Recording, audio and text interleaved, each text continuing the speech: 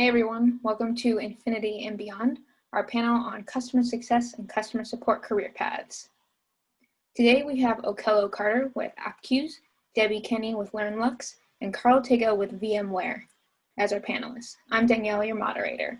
We're going to start off with a few backgrounds. So really quickly, I'm Danielle. I used to work at Freebird, a travel tech startup. I worked in customer support for the better part of a year, and then I moved into customer success. So I have a little bit of a background in both of those.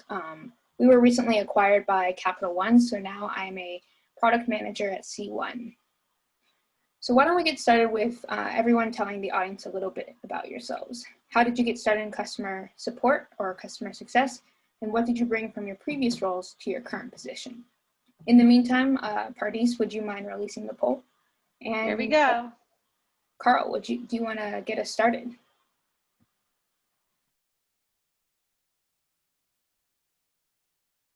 I think you're muted. Oh, sorry about that. All right, can you guys hear me now? Perfect. All right. How's it going, everyone? My name is Carl. As Danielle mentioned, I work at VMware, and I used to work with parties at a company called Cloud Health, which was acquired by VMware. So I'm still there now as a customer support engineer, level 3. And before working at Cloud Health, I was working at a company called Imprivata, doing similar software support work. And one of my favorite things about working at Cloud Health is, or VMware now, I should say, is the fact that though my role is a support engineer, it's actually all encompassing for the customer success team. So I work closely with the technical account managers, sales engineers, and the engineering team to drive customer success for customers pre and post sale. I've been doing that for about, I want to say 11 years now, about 11 years, correct. I started out doing desktop support, sort of the IT guy in the office, helping customer troubleshoot, helping users troubleshoot simple issues from, my keywords not working and my network isn't connecting, and then decided to try my hand in software support, and it turns out to be a lot of fun. And so right now I am currently working as a support engineer, but my role is slowly evolving while at Cloud Health by VMware. So I'm now doing a little bit more project management type of stuff. And so we're currently working to see how I can get fully baked into that. So that's about it for me. And I'm really excited to be here today. So thanks for having me. Awesome, thanks. Okello, you want to go?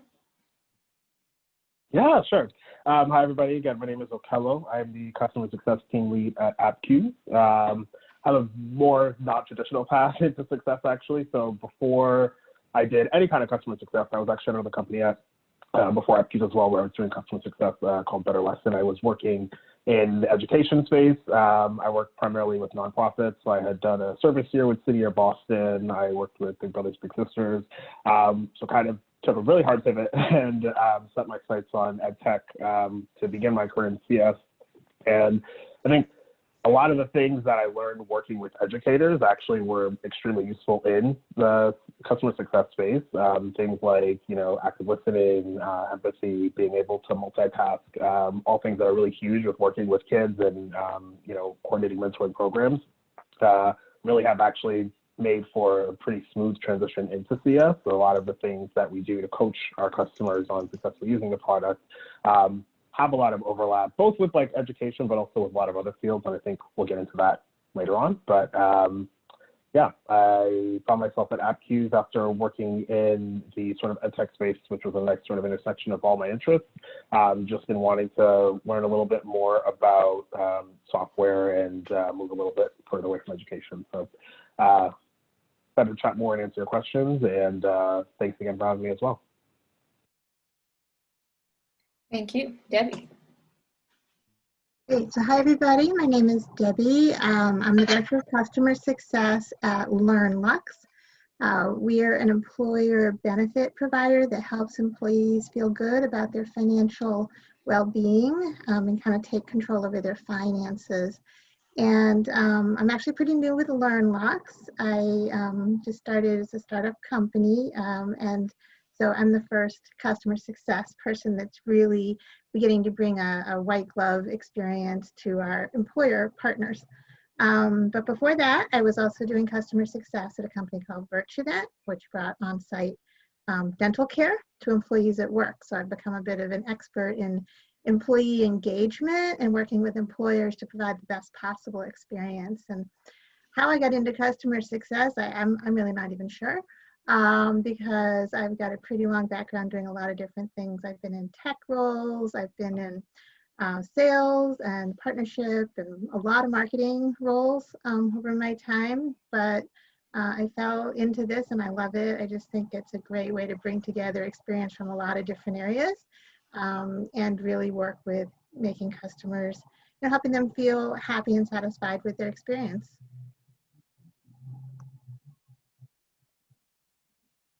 Great, thank y'all. Pardis, do you mind showing us, let's see. Yep. I think Okay. everyone can see it now. Yeah, so taking a look at our poll, it looks like most people think that relationship building is one of the most important skills for customer success and support. Would y'all mind now speak a little bit about the fundamental skills that y'all use in your day-to-day? Which ones did you bring from your previous jobs? Debbie, do you want to continue? Sure. So I'd love to see the results from the poll, and that relationship building was the #1 response that people gave, and customer empathy, which I think are both incredibly important. And when I look to hire customer success people, I'm always looking for those skills, because it's really important to be able to understand where the customer is coming from, kind of speak in their terms, understand their values, what they're trying to get out of the service or software solution that you're offering. But I think that account management is a little underrated in the poll results in terms of a skill, and I think that's something that's really important. Actually, account management and project management in general, because we're taking our customers through a path or a journey from the beginning onboarding process through to kind of probably usually a lot of different steps that need to happen to get them set up and then get their employees using whatever product or service you have to offer, and then working with them and retention and things like that. So I actually, a lot of times when I'm posting jobs for customer success people to hire, I'll actually call it a customer success / account manager, because I think that's such an important part of the role. Awesome, that sounds great. Carl, you want to go? Yeah, so for me, relationship building is sort of a multifaceted thing. There's a lot that goes into it. For my role specifically, it's really, really important for me to kind of put myself in the customer's shoes. Unfortunately, when customers come to me in my job, it's because something is broken. It's not because everything is working as expected. So I really have to make sure that I can put myself in their shoes and understand what the actual issue is, and make sure that I'm not spending time dealing with symptoms of a problem, and actually dive deep into it to find out what the actual issue is. And that takes time, and you have to be able to build a relationship with the person you're speaking to. And one of the most important things in building that relationship is understanding who you're actually talking to. So in my job, for example, there are a lot of times where we have to deal with not just technical issues, but mostly just cost reconciliation issues, where customers trying to figure out where a cost came from and why they're being charged a certain amount. And sometimes you're talking to a technical person, sometimes you're talking to a CFO. So you have to understand who you're speaking to be able to to be able to choose your words correctly, and understand that if you want to talk to someone, you want to talk about database processing to a CFO, they're not going to understand the word you're saying. If you're talking to an IT person, then yeah, that might be the same type of language that you're using. So it's really important, and as part of that relationship building processes, because a lot of customers that I speak to a lot. There are customers, they deal with issues, every week, every month, every year, or whatever. And it takes time to build that relationship, but it's really important that you know who you're speaking to and what their level of expertise is, so you can be able to convey your message in a very important way. And customers appreciate that. They'll pick up on that, and they respond really well to it. Yeah, so that's it for me. Yeah, I would kind of echo what has been said. I think elaborating on what Carl is getting at too, I think it's really multifaceted in that a lot of things you do in service of building that relationship and making sure the customer has a really healthy and positive experience. You know, for me, I think some critical things that are really fundamental and that I think aren't specific to just like software, but extend across a lot of different industries are really being able to like listen before talking, you know, not necessarily just assuming you know what this person's experience is, but really sort of like asking open-ended questions and really making sure you're fully aligned, you know, can really go such a long way, and I think make all the difference in helping you actually understand where somebody is coming from and making sure you provide them with the right solution. And part of that is empathy, right? Like being able, like Carl said, to understand where someone's coming from and actually just caring and helping them find what they need to be successful. You know, multitasking and project management, I think that's totally spot on what Debbie had mentioned. Like account management is underrated because you really are multitasking all the time, working with a lot of different teams, both internally and externally. So organization is pretty critical, and just making sure you're not, you know, missing the ball on any of those things. And then I think just the last thing that I would add is like problem solving, right? Like I think your ability to support a customer, to think of creative solutions, or even just like the very direct, simple solution, all those things like really work in service of building a strong relationship. So it's kind of hard. There's not like, I think, one thing that is more important than the others, because they all kind of work collectively in tandem. Awesome. I loved that summary. Debbie, do you want to tell us about your company, and how does your company specifically define customer support and customer success? Are there specific responsibilities that are kept in one realm versus the other, and what are the metrics of success for these roles? Yeah, I'd love to. So at LearnLux, the customer success responsibility is around kind of two areas. One is working with our employer partners, and in our case, those would be HR managers, benefits, total rewards managers, folks like that in HR who are bringing an employee benefit to their employees. And then there's the employees themselves. So we are responsible first for getting everything set up, and then helping HR communicate about, in our case, this financial well-being platform and financial advisor services that are available to employees. And so we provide to HR and work with HR the materials and tools and ideas to help communicate about this great benefit and get employees interested to sign up and keep them engaged in the platform. And our customers they want engagement. They want to see that their employees are using the tool, that they are getting something out of it, that they're seeing some improvement in how they feel about their finances, they're reducing their financial stress. Those are the reasons that they would offer, you know, something like the LearnLux platform. So, so that's kind of the primary function of customer success is the project management, the relationship building, the account management across the process, starting from the handoff from sales, you know, so doing the onboarding. But where customer support differs a little bit would be, it's more focused on the user experience. If they're having something that they need help with, they can't get onto the platform for some reason, or they don't, you know, they don't understand how to use the budgeting tool, or what lesson tool. That's more of a support kind of a thing at LearnLux. So that's not something I'd necessarily handle from a customer success perspective. That's more something our support product people would take care of. But of course, we're working hand in hand with those kinds of things. And a lot of times, my experience is those things will come through the customer success team. If sometimes with employees, you know, they don't know who to ask, so they'll reach out to their HR person and say, oh, what do I do with this? And the HR person will say, we'll send it to customer success and say, hey, can you help with this? Or there's a problem with this, or something like that. So that's kind of how they're differentiated at LearnLux. Great, thank you. Okello, I noticed you were nodding quite a bit. Does your company kind of work similarly? Do you want to talk a little bit about yours? Yeah, for sure.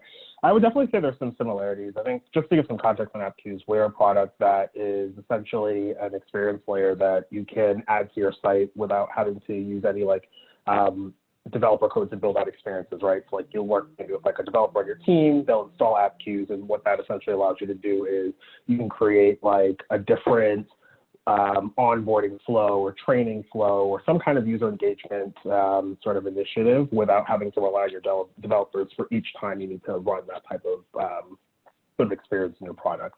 And it's very technical, as you would imagine, right? The setup of such a product, and there's a lot of different stakeholders involved on our customers' end. For us as a customer success team, we are primarily more of a strategic resource. So we're helping think sort of big picture around what are the different ways we can get value out of this, right? A customer that comes to us with specific problems or different metrics they're sort of trying to move with our product, and we're helping them think about the best, most strategic ways that they can use AppQs to really move the needle or address some of the challenges that they're having. Whereas our support team is more of our counterpart on the technical side. You know, we do have some degree of technical knowledge on our CS team, but we generally try to sort of delineate between success is here to help you with your strategy and make sure you're seeing ROI, you're getting the most value, and you're really understanding how to use this to the fullest, whereas support is here to make sure you can get unblocked if you ever run into a technical blocker, or you have questions about how to do something, maybe you're trying to push the limits with the product. And so we generally sort of very much simplify it by saying, you know, we're strategy and they're technicality, but we definitely have a lot of overlap and we work together. I think ultimately the big similarity is that either way, we're both trying to make sure we see the customer find success using AppQs, right? But I think our relationship on the success side is more long-term. We'll have more of that context around what is the actual problem this customer is trying to solve in the long run, whereas support is really, they just need to know sort of like what's not working, and they will, you know, to Debbie's point, right, generally come in with more of a solution. And then there are those sort of like isolated instances where like we both might hop on a call to collaborate and work together with this customer. Totally, that makes sense. That's actually a really good segue to our next question, which is, how do you work with other teams at your company in customer success and support? How do support and success work together? And then are there times when support and success work with other teams? Okello, do you want to maybe reiterate, maybe expand a bit on what you used to say? For sure. So I definitely say we work together in the way I just sort of described, especially just again, like we as the success team will have a lot of the context that support might not have, just given the volume of tickets they're handling. And so they're kind of there for shorter stints and are kind of like relying on us for like deeper context when that's needed.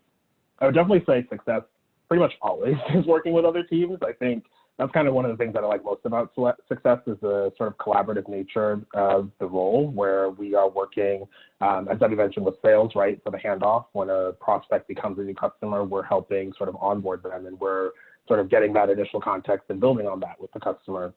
We work with the product team, sort of as a representative of the customer to help the product team understand like customer feedback, any gaps in the product experience that we could maybe requesting features filled or just work on existing features. And conversely, we are also representing the product to the customer, right? Like we are sharing the roadmap, we're helping train them on how to use it. We work with marketing. If you have like a customer story you want to tell, we'll definitely sort of connect like successful customers with the marketing team to help build case studies, right? It kind of goes on and on. So I won't sort of like exhaust the topic, but I think it's safe to say that like we're probably at the center of a lot of orgs, at least in my experience with CS. And I think that's something that gives us a really unique vantage point that I really like. And, I would say it's probably the most collaborative role in a lot of organizations that you can find. Awesome. Debbie, did you have anything you wanted to add? Yeah, I totally agree with Okello that this is one of my favorite parts about customer success is that you get to work with all different areas of the company on a regular basis. So in my particular case, I'm working with marketing really closely in some of the ways that Akela mentioned, like success stories and things like that, but also just to communicate about engaging employees in the benefit that's available to them. So it's actually great to have that marketing background and be able to work on, what those next emails, messaging strategies are going to be, or things like that. So that's kind of an extra part of what we do at LearnLox. And then I love being involved on the product side as well, to be able to, I've been in a lot of roles in the past where I had to be, depend on what other people told me about what the customer needed or wanted. And what I love about customer success is I'm talking to the customers and the users every day. And I know, kind of like what they're having trouble with, what's working for them, what their business needs are. And I love being able to bring that back to the organization and, work with the sales team or work with the product team to, set priorities or improve the sales process because of, identifying who are the best customers, that, are going to be the most successful with us, all those kinds of things. So I love that cross-pollination between departments. Absolutely. I do want to quickly address that I see some Q&A coming in. I was going to hold off until the last 15 minutes to address those, but thank you all for continuing to submit the Q&A. So our next question is, and Debbie, you kind of talked a little bit about this in that when you post for a job, for a customer success role, you also sometimes call it account management. So the next question is, the customer success and support role seems to be used very broadly across different industries and companies, such that it could be conflated with a sales role or account management. How do you interview for new jobs when it may not be clear what your role will be? Since we haven't heard from Carl yet, Carl, do you want to kind of talk to this? Yeah, absolutely. So this was one of my favorite parts about working for Cloud Health when I first got there as a startup. It was a little bit of a creative chaos kind of situation where I would, obviously my job on paper is support engineer, but we had technical account managers, solutions architects, different groups of people, engineers, who are essentially working support, technical account management, solutions architects. So we were all doing a whole lot of different things. And this may sound like a cliche, but we all wore a lot of different hats. So it was a good experience to sort of learn how these different parts of the business work. Even though it could get a little bit chaotic when you don't have those battle lines sort of drawn where we don't have exactly clear roles, that's all that stuff gets worked out, right? You work for a startup, all that stuff, it sort of happens and then gets cleared up. But one of my favorite things about working for Cloud Health at that time and now is we have a great leadership team that really clearly defines roles. And those roles sort of help us facilitate the entire customer success program from start to finish. And that's what's really made it a lot easier for me. So I work with our different teams, like our TAMs, our SAs, and even our engineering team. And for me, it's also given me the opportunity to get a little bit of a look at what they do on a day-to-day basis to kind of see if that's the kind of career that I possibly want to work into.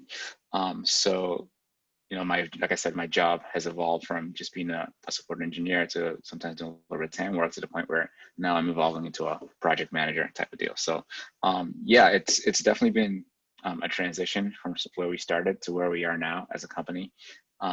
But I love the collaborative nature, like you guys mentioned, of all those different roles within the organization. Thank you. Debbie, do you want to elaborate? Yeah, so I think you're absolutely right that customer success means a lot of different things at a lot of different places. And when you are looking at potential roles, at first it can seem a little challenging to figure out what is this role? Is it an account management role? Is it a customer success? Is it a customer service role?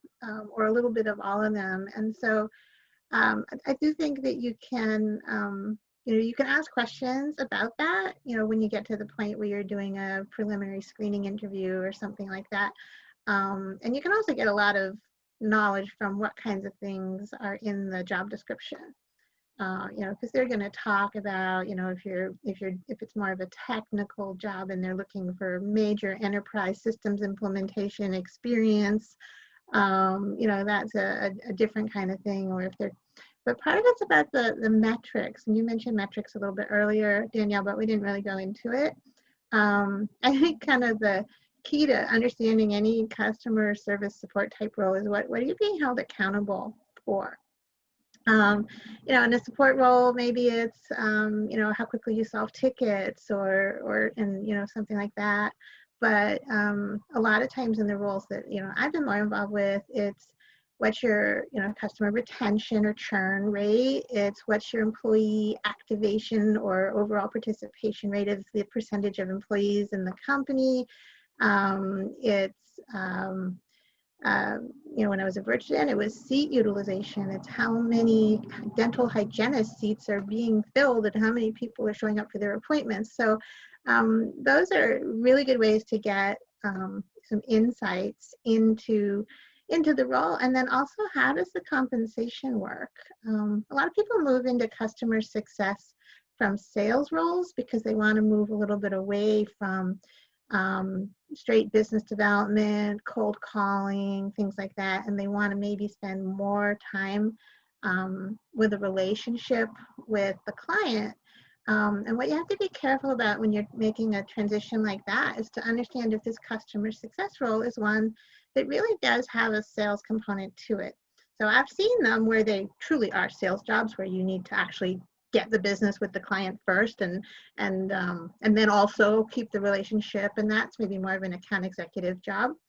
But even where it doesn't have that, a lot of customer success positions, you're expected to grow an account. That was a big part of the jobs that I've had in customer success. It's not just keeping them happy and keeping them from churning, which is super important, but it's also having, add-on products, getting more people involved, expanding to different regions or things like that. And so that's really important to understand when you're looking at a possible customer success role is, is there a sales element? And even is there a commission element involved? A lot of the roles I've been involved with and the teams that I hired at Virgin, we had a commission component, and I was upfront with candidates about that pretty early on.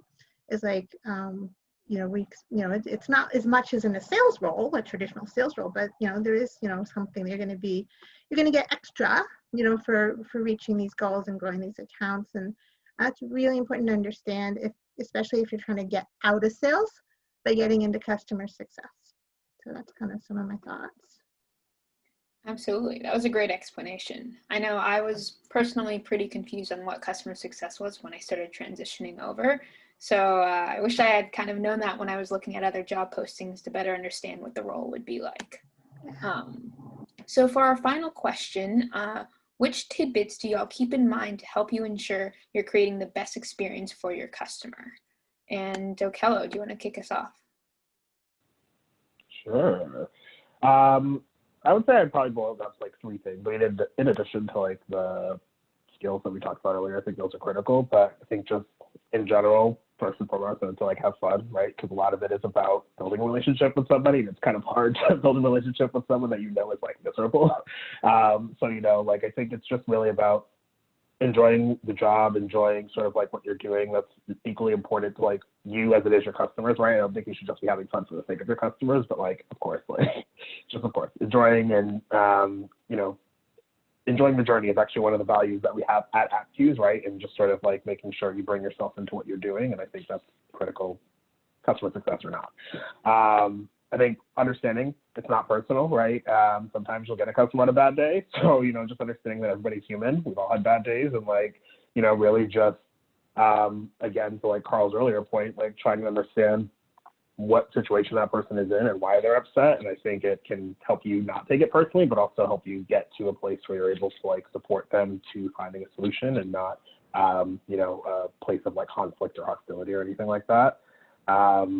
And then I think something else that was pretty important for me to learn, especially moving from a place where I was comfortable in like education into a place where I was like a little more foreign and as in, you know, technology, is really just knowing that it's okay to not have the answers every call in every moment, right? Like I think job is really connecting people to the people who might have the answers, right? So if you can't answer something in the moment, I don't think that should intimidate you or make you feel like you're not doing a good job. I think just being able to connect people again, like as we are that sort of center of all the teams and we're connecting with everybody, like 9 times out of 10, it's okay to just get the answer after the call. And I think that could be something that makes people feel like it's a less approachable field, but it's really fine. So I think those are my top 3 tidbits. Great. Debbie, do you want to speak more to it? I think my top tidbits would be, really try to put yourself in the head of your customer, and what's going to make them look good, and how do you help them look good, and how do you make their life as easy as possible, and minimize friction for them. And that kind of goes with that initial thing about, understanding where your customer is coming from and being empathetic to your customer. If you can understand those things and you become their go-to support person to make it as simple and easy and look good to their bosses, then it's going to go a long way to helping you be successful in customer success.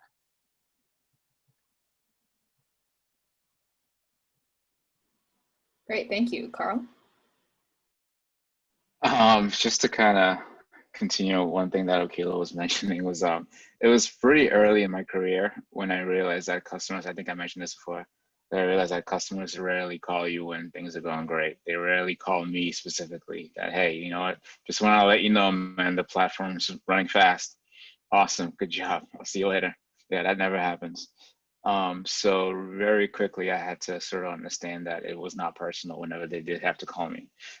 They're actually having an issue where they either have a report they need to get out, or they have an executive that's asking them for something that they can't get out of the platform, and you have to completely 100% understand that it's not personal. But one of the things that really helped me sort of take the jump in my career was just the concept of setting expectations. I think customers respect that quite a bit. Even if you understand, you can say, hey, we're working on this issue for you right now. It's currently with our engineering team. I'm not going to have an answer for you today, but I'm probably not going to have an answer for you on Friday either. However, on Friday, I'm just going to check in and say, hey, we're still working on it. We're still working on that. Customers really appreciate that. They appreciate constant communication. They don't appreciate no news is good news, because for them, no news is bad news. If you haven't talked to them in a while, it means things are still not going well. So customers understand they love setting expectation, and they love a constant communication, just keeping them in the loop. And I was working on a project actually when I started at Cloud Health about because right now when I started, we were getting around 12% responses on customer satisfaction scores. So we would close a ticket, but only 12% of the customers would respond with a score. And I try to find a way that we can get more responses. And one of the things that I found out during working on this project was that a customer will respond, not just when you close their ticket or when you do a good job, but they respond really well when they actually learn something. If they learned something from what we show them, if it wasn't a bug and it was something that they just didn't fully understand, and you actually taught them and they learned it and they understood it and they can do it themselves the next time, not only are they going to respond with the survey, but they're going to respond positively in the survey. And that worked really well for us. We started getting more and more responses from customers when a customer felt like they were involved throughout the process. So communication is huge, setting expectation is huge, and being able to teach a customer, if you have the time to be able to do so, is huge. And those are the 3 things that have really helped me throughout my career sort of take the jump into the next level. Great. I just want to plus 100 what you just said about expectations. Because I think that's something I forgot to mention, but that's huge. I think it makes a huge difference, even when something isn't working and things aren't necessarily the best outcome. I think the fact that you care and are clearly following up and letting people know you're still working on it can make all the difference, because even if you are working on it and you're not communicating that to them, they don't see that, and that makes them feel unheard or makes them feel like you don't care. And I think Over communicate. Yeah, just exactly. Over communication is better than anything else. So that's just something I couldn't do the thumbs up. I know they have those new reactions. It's not here right now, so just need to say that. I love that. I think what kind of Carl has really hit on is being able to bring someone from like satisfied to very satisfied, bringing it to the next level. Because we have some more time, are there any skills such as those that you felt like really helped you bring customer satisfaction to that next level? Is it okay with everyone if I sort of jump in on that? Mm-hmm. Another thing that I've been working on as well, which is something that, again, I learned early in my career, is prioritization. You can't work on everything at once, obviously, and you have to understand the things that you need to prioritize. So for example, in our support system, we have tickets that come in as high priority, normal priority, and low priority. The high priority tickets, I make sure that I at least put in a response every single day, at least once a day. Those are the business critical sort of issues. If it's urgent, then that's the only thing you're working on. There's no urgent usually means for us that the platform is down and nobody can get in, and the house is on fire. But if it's high, I make sure that I get a response at least once a day to the customer, either letting them know what's going on or that I'm actually troubleshooting and what I found during my troubleshooting process. Normal priority, I get to them once every 2 days, and the low priority, I try to answer them once every 3 days. So that really helps you sort of understand when you sit down first thing in the morning, what are you going to hit first? What are some of the most important things that you need to answer first? And then you can kind of work your way down from there. Because if you don't do that, you catch yourself working on the wrong stuff for hours. Every customer is important, but the reality of it is there are priorities, and there are customers that whether it's because they are spending more money in the platform, or it's because they've executive escalated the issue or things like that. You just have to understand that there is a priority to every ticket, and it really, really helps you sort of work your day if you front load the important stuff and then kind of work your way down from there.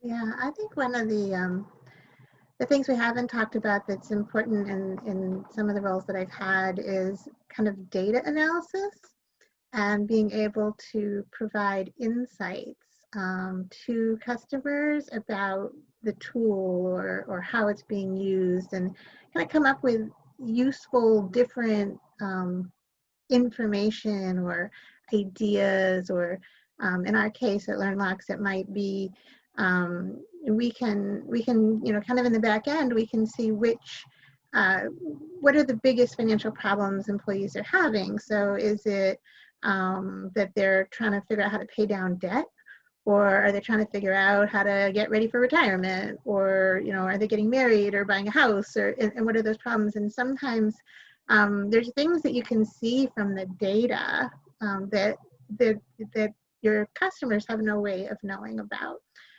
So I think being able to look at some of those insights and providing value add, becoming a trusted advisor can be, really important to kind of building that trust and becoming the go-to person. And, really when it comes to time of renewal, the person that they don't want to have to live without, if they're thinking about, who else could we skip over to, or something like that. So I think that's important skill set. And I think depending on your role, you may do more or less of it yourself, and there may be other people that dig into that data. But one way or another, I think that can be really important.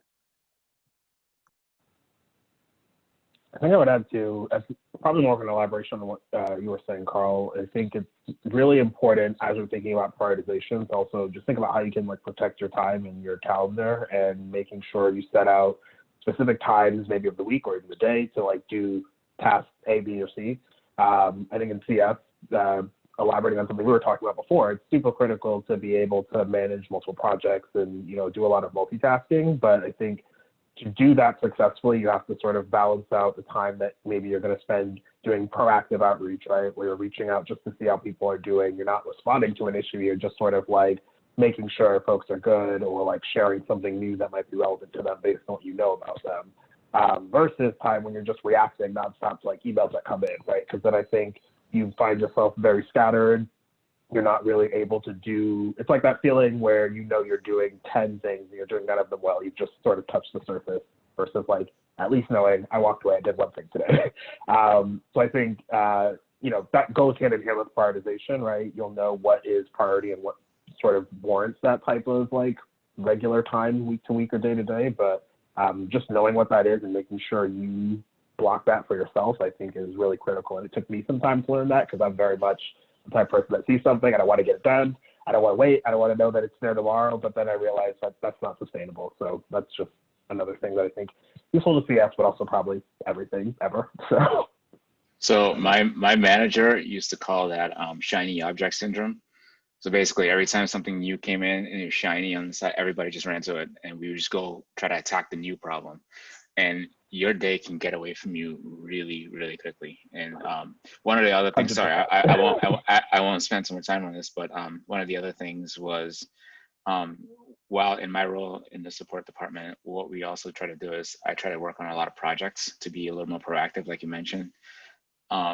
And you have to carve time out in your calendar to say, okay, this is my project time for me to go work on my customer success, customer satisfaction project, or I have to work on any other thing that's going to help the team be better in the future. You have to carve out that time, because if you don't, you're going to spend this next 10 hours just answering new stuff that's coming in and getting distracted by the new shiny object. Happens all the time. Yeah, I completely agree on the prioritization, and I think too, it can tie into other topics like which set of clients can be set up more as automated with a lower touch, and which clients really need that high touch white glove experience. And a lot of that's going to have to do, like I said, with metrics and with the value, overall value of the customer. So those are important things to look at as well when you're kind of setting those priorities. Amazing. Thank you all so much for, I love the shiny object syndrome. That's a good name for it. So let's take a look at the Q&A. There are 2 people interested in what is the best way to get into customer success as a career changer. They're coming up with a roadblock of not having enough experience. And kind of as an elaboration, does one need a technical background? I'm happy to jump in. Yeah. I just have a few things I would say. I mean, I don't think that you need a technical background. I think to Debbie's point earlier, right, it's about sort of understanding what are the sort of key measures of success for that role and understanding like what skills you already bring that can help you get to that. I truly am not exaggerating when I say I had like no technical background. I'm not really that much of a technical person by trade. A lot of my work prior to this was like really project management and like people relations and like teaching, that sort of like experience skill set. And so like coming into software felt intimidating for me, but it really, I think just asking questions makes a huge difference. I think putting it into practice in like an actual job search, I think it's also important to know like a lot of times there are a lot of job postings that sort of list out a ton of different skills. And like, I think you don't necessarily always have to meet every single one. It's not like a checkbox sort of thing. So I think if it interests you and you're passionate about the role that you see, that can speak volumes. And, even on my team, we've had a lot of people who did not come from any type of CS background. I had like some experience, but like we had people who are restaurant managers or people who just worked in restaurants, people who come from a lot of different sort of industries. So it's not necessarily like, at least in my experience, I don't find that we're ever looking for just somebody who's had CS experience. We're looking for people who are passionate, can make people feel good, and can help sort of solve problems. And, I think those are like things that can go a long way.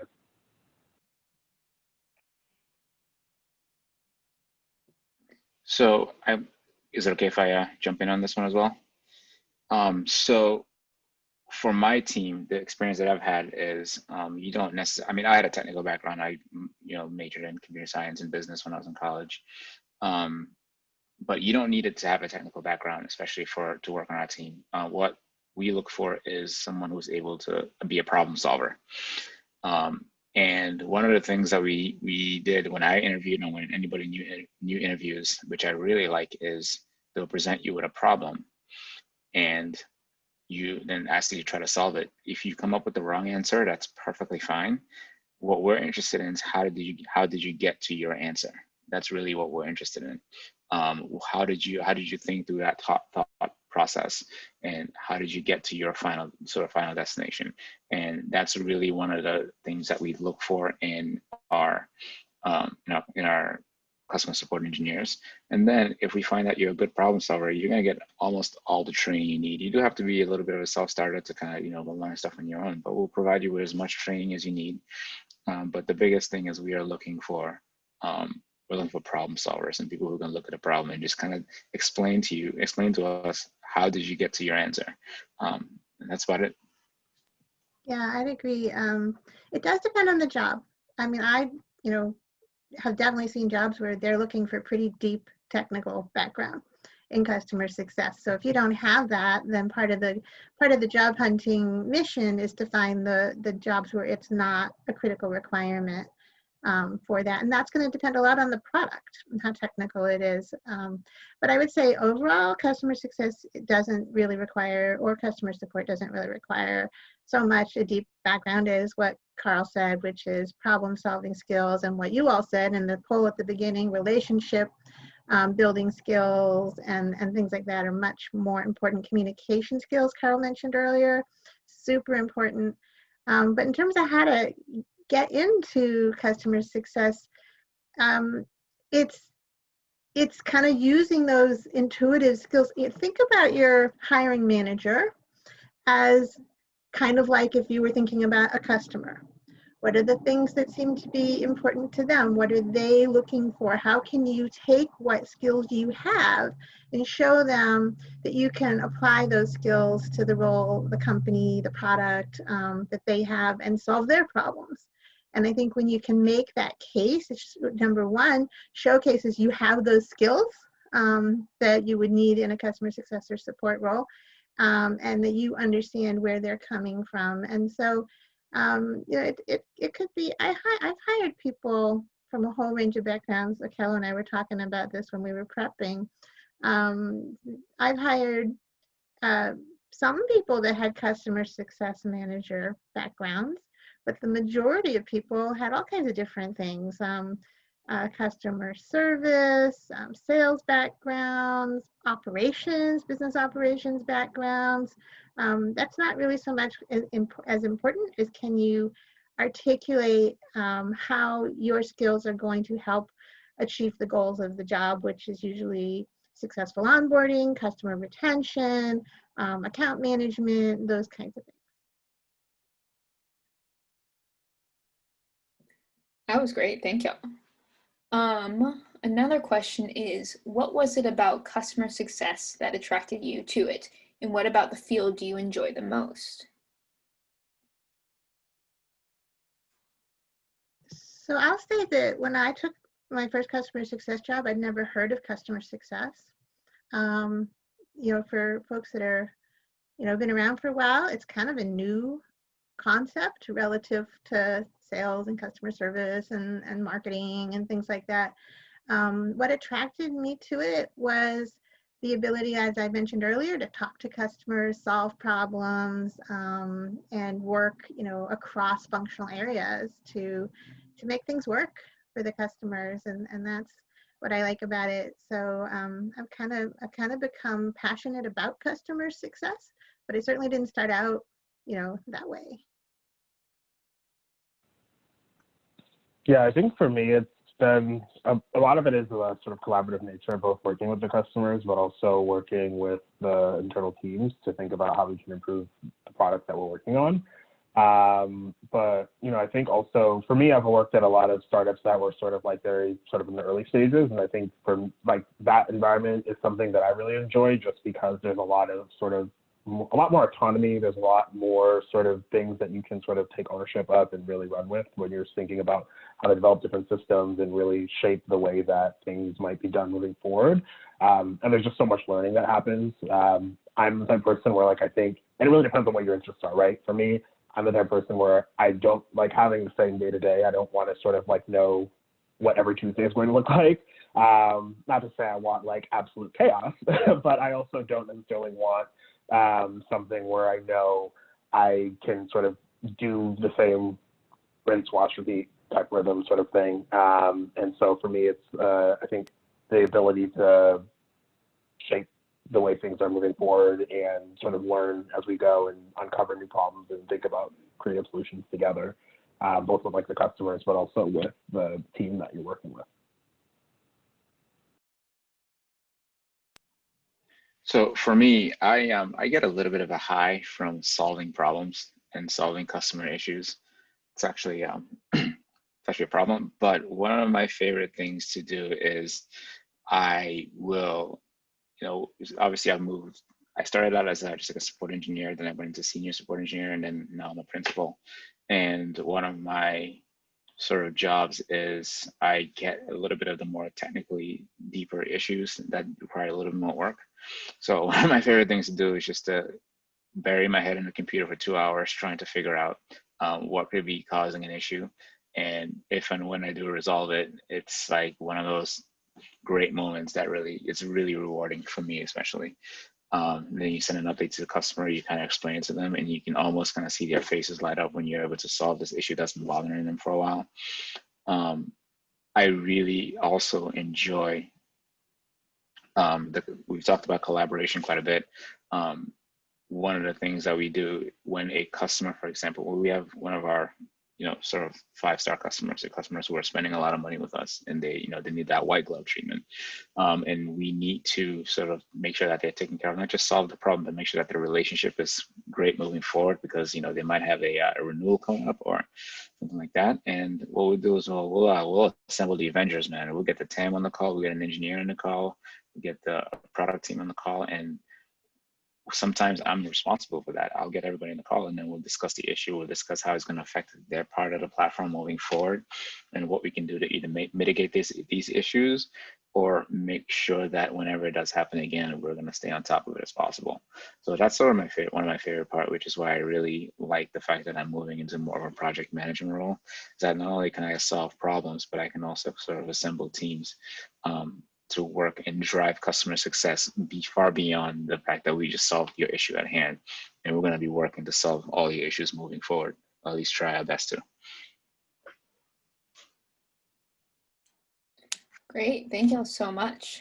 Let me just check, see if we have any more questions. Okay, do y'all have any last tips y'all want to give people just to kind of close this out?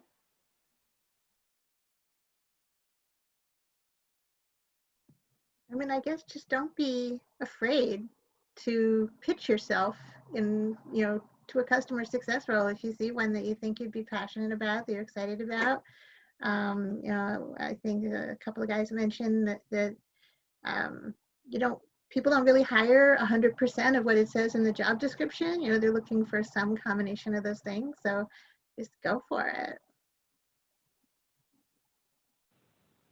Yeah, and plus one that I think just really finding something that aligns with your interests. And, I think it's really about, again, I guess what I boil it down to is that you can come from so many different industries, right? It's really about the core skill set, can't talk now, long day, of being able to like really understand people's problems, really being able to help sort of like be a representative for them when you're sort of working within your own team, and being able to represent your product to them, helping sort of like just listen actively and putting yourself in their shoes and, really just caring. I think a lot of the things that connect to CS really aren't like super technical. I don't think that there ever would need to be like a degree for customer success, because it is just so much about like different disciplines that you can apply from other roles and industries. And I think a lot of what I find when I'm looking for a CS role is it's like about like what the mission of the organization is itself. Like for AppQs, for example, for me, I find it super interesting just because I get to work with so many different types of customers around the world on very different types of products. So there's not like one type of customer we only serve. you might find yourself wanting to work for like an ed tech company or like something more like the food and hospitality industry, right? And I think those things also make a big difference. But I think also just paying attention to that and not just like assuming that, to Debbie's point before, right, all the roles are going to be the same, because it really is a lot about the product and what you're offering to customers. So I can't stress enough how important it is to not just look at the role that you're applying for, but to look at the company that you're going to be working for. That's huge. The culture is huge. I'm really one of those. I mean, I did a lot of work researching cloud health before I applied there, but I was really lucky to get in because I landed into a role that I was actually, when I came in, it was a 2-man support team at the time. So now the 3 of us when I came in, and I had a lot of say in the day-to-day activities of the support team. I was able to help build the team to the 15-person, 3-continent team that we are now. We've got a follow the sun model where we're covering customers all the way from the east to the west coast. So it's really important that you take a look at the company that you're looking to apply to and make sure that you are able to sort of flex your technical muscles and your project management muscles, whatever it is that you want to do, and that you can grow as a person, not just an engineer, and kind of grow your skill sets, not just in the job, but in the company as well. And that's huge. That company culture definitely makes a difference, and you got to have some fun with it. Try to have some fun. It's not always going to be easy, but you got to have some fun. Makes all the difference.